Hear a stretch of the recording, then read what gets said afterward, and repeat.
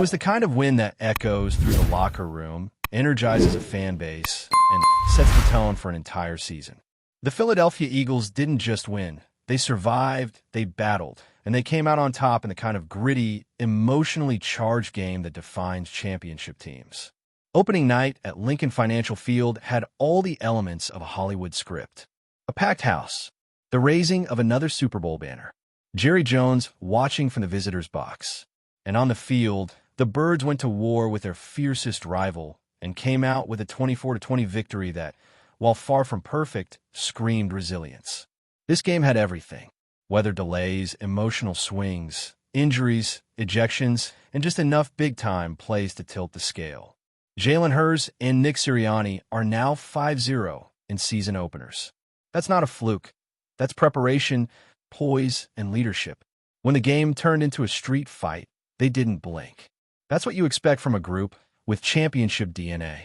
From the first snap to the final whistle, the Eagles showed they're built not just to compete, but to endure. Before things even kicked off, the stadium was buzzing. A new banner hanging in the air, a sold-out crowd breathing fire, and the Cowboys in town. It doesn't get more charged than that. But what followed wasn't a fireworks show. It was a dogfight. And when the smoke cleared, Philly had done what great teams do when the ugly ones. The night took a wild turn early. On the opening kickoff, special teams standout and fullback Ben Van Sumeren went down in what appeared to be a brutal knee injury, possibly a torn ACL. Then, as the game began to settle into rhythm, lightning in the area forced both teams into the locker room for over an hour. The delay killed any early momentum either offense had built, and when play resumed, it was clear the spark had dimmed. But even before the skies opened, these teams were trading blows. Offensively, both squads came out hot. Big plays, tempo, execution. But after that weather delay, it was as if both attacks had been unplugged.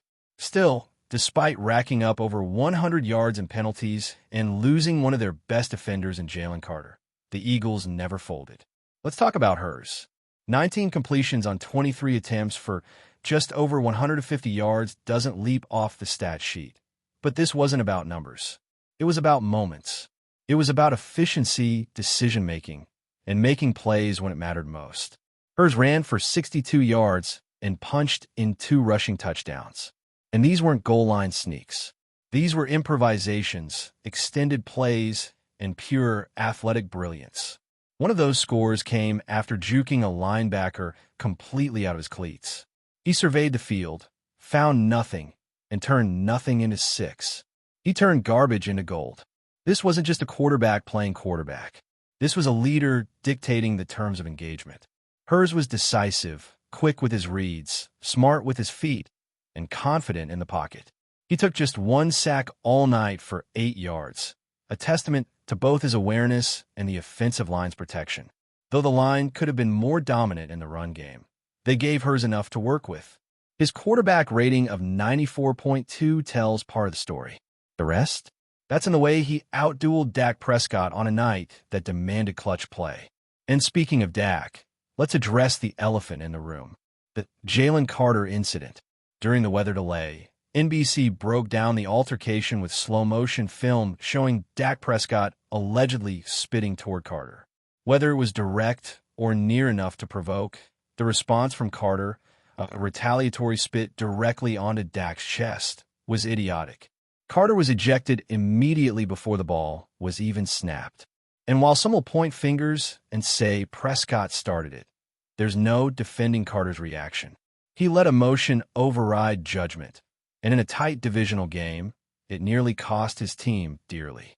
This is the type of behavior that front offices notice, that teammates frown upon. And when you're someone like Jaylen Carter, already under the microscope due to character concerns coming out of college, you simply can't afford to hand critics more ammo. On the field, he's dominant. Off the field, this can't become a trend. He's eligible for a contract extension soon, and actions like that make the decision to invest tens of millions a little more complicated. He's got to grow up fast. Now let's swing it back to the football. Total offensive yardage, 302. That's underwhelming by Philly's standards, but it was enough. They averaged nearly 5 yards per play, but there's room for improvement. A.J. Brown being targeted only once? That's a red flag. Yes, he had to battle Trayvon Diggs, but still, one of your biggest weapons needs more involvement. The play design didn't consistently generate separation downfield, which raises questions about Kevin Patullo's scheme. The lone exception? A beautiful 51-yard bomb from Hurts to Jahan Dotson, showing that when they took shots, good things happened. But it happened too infrequently. Jake Elliott deserves a moment of his own. The long field goal he drilled from 58 yards out wasn't just a highlight. It was the difference. A huge swing in a tight game. Last year, Elliott was just 1 for 7 from beyond 50. That kick wasn't just made, it hit the net behind the uprights. Cold-blooded. Saquon Barkley, meanwhile, reminded everyone that he's still that guy. 18 carries for 60 yards and a bruising 10-yard touchdown. He ran angry. He ran like a difference maker. And had Landon Dickerson not gone out late in the game, Barkley might have finished even stronger. Dallas sold out to stop the run, and they were partially successful, but Barkley still made them pay in key moments. Rookies stepped up too. Jayad Campbell and Andrew Mukuba both flashed signs of what they could become. Campbell had a critical pass breakup down the seam and showed the versatility to be used in coverage as a blitzer and even off the edge. Mukuba, always around the ball, is already showing why Philly values his versatility. Injuries are a concern with him, but the instincts are off the charts. Vic Fangio has toys to play with on this defense. And let's give a nod to the young edge guys. Nolan Smith, despite 2 personal fouls, was active. Jordan Davis made his presence felt, especially early. Without Jaylen Carter, those snaps mattered. They stepped up, and it's those kind of contributions that win games in the margins. Another issue that surfaced, Adoree Jackson. Plain and simple, he got cooked. Whether it was C.D. Lamb or George Pickens, the Cowboys made a point to attack him. He was hit with multiple flags and consistently lost at the point of attack. If the Eagles truly believe they're a Super Bowl team, they might have to consider rolling with someone like Jacorian Bennett instead. The margin for error against top-tier offenses is razor thin, and Jackson might not be the answer. And how about the turnover battle? Philly won it, but it could have been a blowout in that category. Dak threw up multiple passes for grabs.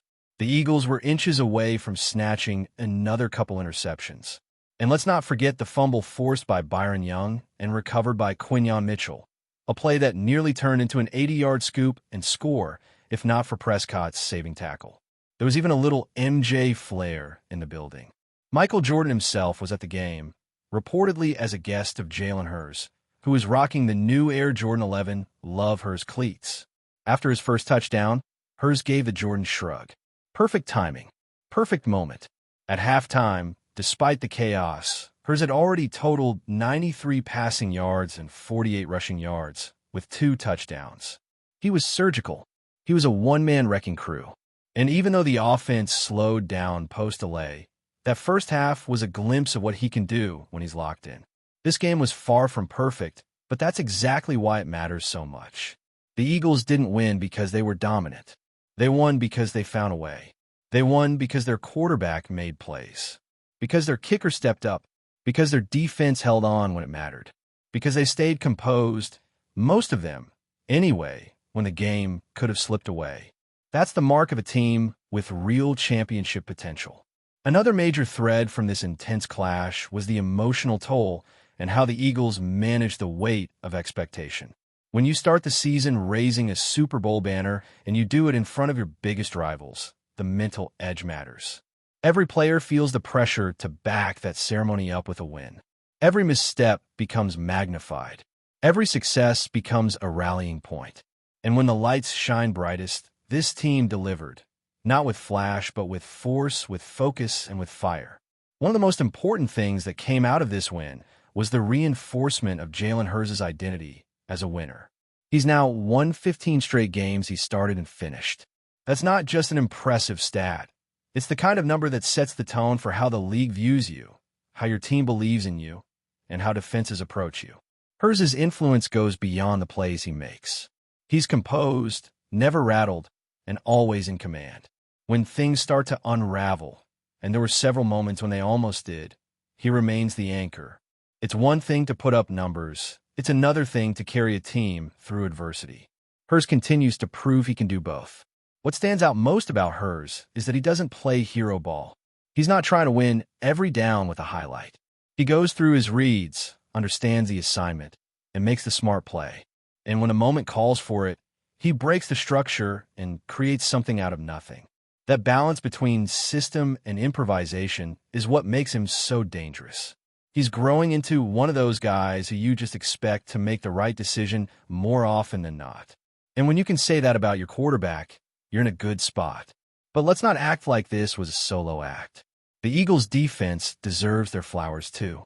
Even without Carter for most of the night, they found ways to pressure Dak, to disrupt the Cowboys' rhythm, and to keep the game within reach when the offense stalled.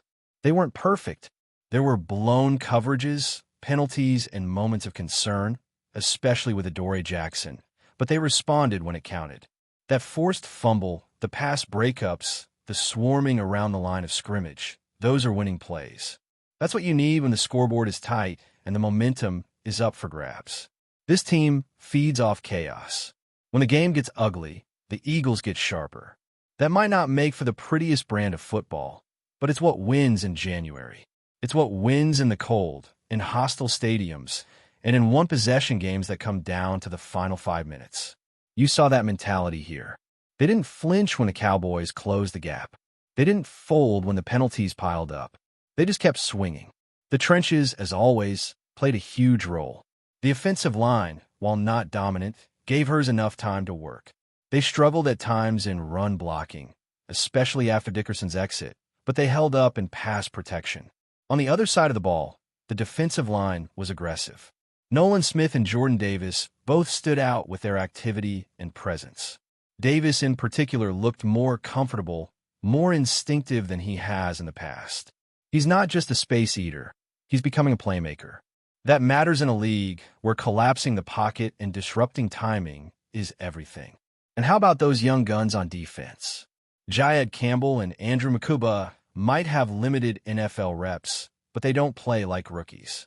Campbell's coverage skills are already at a high level, and Mukuba's ability to sniff out plays and stay around the ball is something you can't teach.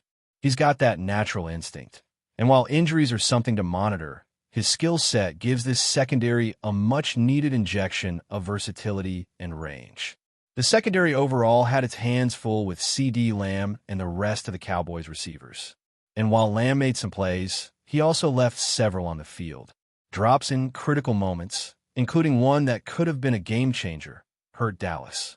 When your top wideout is making over $20 million per season, those mistakes matter. They're the difference between winning and losing in games like this. The Eagles' defensive backs had their ups and downs, but the effort was there. They contested passes, forced turnovers, and swarmed to the ball. Quinyon Mitchell's scoop on the fumble was just one example of their awareness and hustle. That play nearly turned into an 80-yard touchdown, if not for Dak making the saving tackle. Plays like that define seasons. You don't always get the 6 points, but you flip the field, you steal momentum, and you make a statement. Special teams also stepped up in a big way. That long field goal by Jake Elliott was enormous, not just because of the points, but because of the confidence it instilled. That's the kind of moment where your kicker steps into the spotlight and answers the call. When you've got a guy who can knock it in from nearly 60 yards, that changes how you manage drives. That changes how you call plays.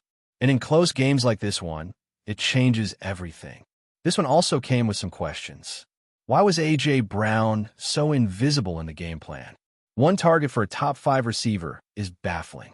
Whether it was due to coverage from Trayvon Diggs or scheme limitations, it's something the coaching staff needs to fix fast. Brown is too valuable to be used as a decoy. The offense missed opportunities to stretch the field, to force Dallas into uncomfortable positions. There were flashes like the deep ball to Dotson, but consistency was lacking. Before we continue, don't forget to subscribe to our channel and give this video a like. Your support helps us keep delivering the latest updates on our Philadelphia Eagles. And don't be shy. Share your thoughts on the news in the comments below. Josh Sweat, the defensive end whose departure from the Philadelphia Eagles shook the fan base, maybe having second thoughts. Sources close to the player suggest that Sweat has expressed regret over leaving the team that drafted him, igniting speculation about a possible reunion in Philadelphia. The whispers began after a recent interview in which Sweat reportedly admitted that moving on wasn't as satisfying as he had imagined, hinting that the chemistry and camaraderie he enjoyed with the Eagles' locker room are hard to replicate elsewhere. Fans have long admired Sweat for his relentless pass rush and charismatic presence, and his exit was a blow to a team still hungry for a Super Bowl. While he has performed well since leaving, insiders indicate that he's been struggling to find the same level of comfort and connection he once had in Philly. Sometimes you don't realize what you have until it's gone, Sweat allegedly confessed offhandedly, a comment that has sent social media into a frenzy with speculation. The Eagles, for their part, remain tight-lipped. There have been no official statements regarding any potential move to bring Sweat back, but league insiders note that his skill set would perfectly complement the team's current defensive strategy.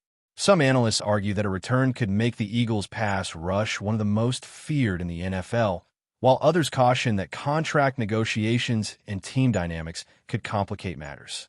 Meanwhile, the rumor mill is working overtime. Fans are posting clips of Sweat's highlights, pairing them with messages urging the team to consider re-signing him. Even former teammates have been subtly hinting at how valuable Sweat was, fueling hopes that this story might evolve from mere speculation to reality. While nothing is confirmed, the buzz alone has reminded everyone why Josh Sweat became a fan favorite in the first place. Talent, heart, and a knack for stirring conversation off the field as much as on it. That's it for this update. If you enjoyed the video and want to stay updated with exclusive news about our Philadelphia Eagles, be sure to subscribe to our channel and hit that like button. We can't wait to hear your thoughts in the comments. See you in the next video.